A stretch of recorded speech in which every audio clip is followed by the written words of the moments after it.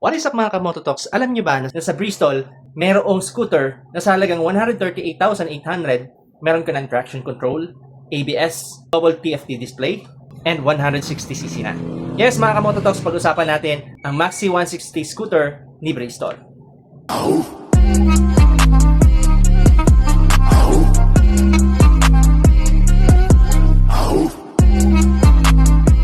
Napaka-porma ng motor na to dahil nga sa pagkakahawig nito sa X-Max ng Yamaha.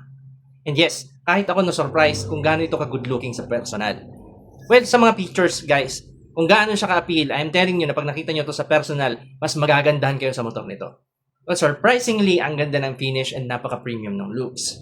And aside from that, sa halagang 138,800, 160cc, single overhead cam, no problem din pagdating sa mga long ride, no overheating issue dahil ang engine nito ay liquid cooled. And meron itong bore and stroke na 58mm by 58.8mm.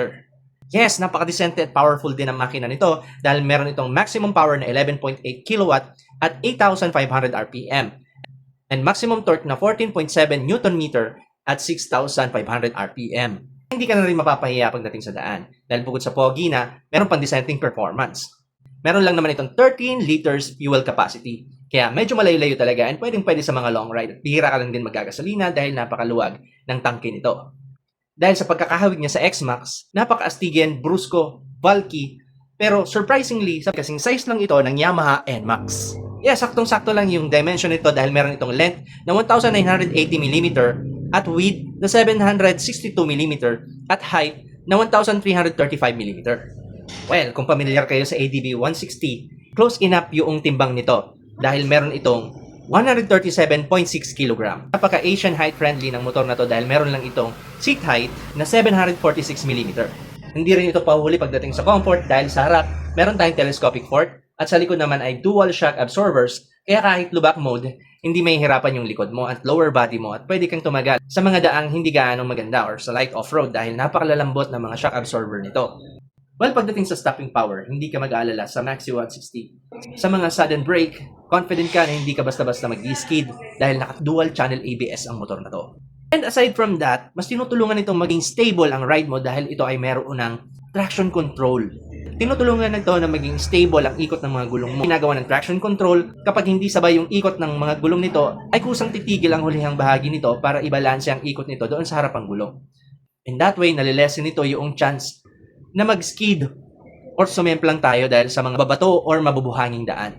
Pagdating naman sa display nito, hindi ka mabibitin sa angas at forma dahil meron itong dual TFT display. Kuhang-kuha rin yung looks galing doon sa X-Max ng Yamaha.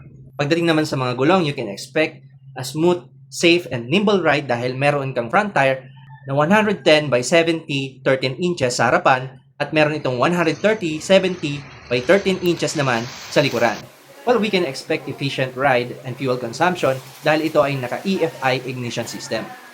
Kitang-kita ka naman sa daan dahil LED na lahat ng mga ilaw nito. Very noticeable ka sa daan, hindi mahihirapan yung mga kasabayan mo na manotice ka dahil malalaki yung mga ilaw and very strategical yung placement. Kaya naman kahit sa ang angulo, kitang-kita ka dahil sa mga LED na mga ilaw nito. Pagdating naman sa mga long ride, hindi natin problema, mga malulobat ng mga devices gaya ng mga cellphone, action cam at iba pa dahil meron na itong USB ready na charging port. At meron ka pang pagpipilian kung anong klaseng looks or kulay ang gusto mo dahil meron itong color variant na black, gray, and white. And I'm telling you, lahat naman ng mga color variant ito ay napaka-puporma.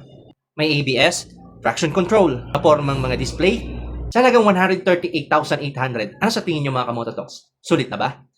Comment down below and thanks for watching.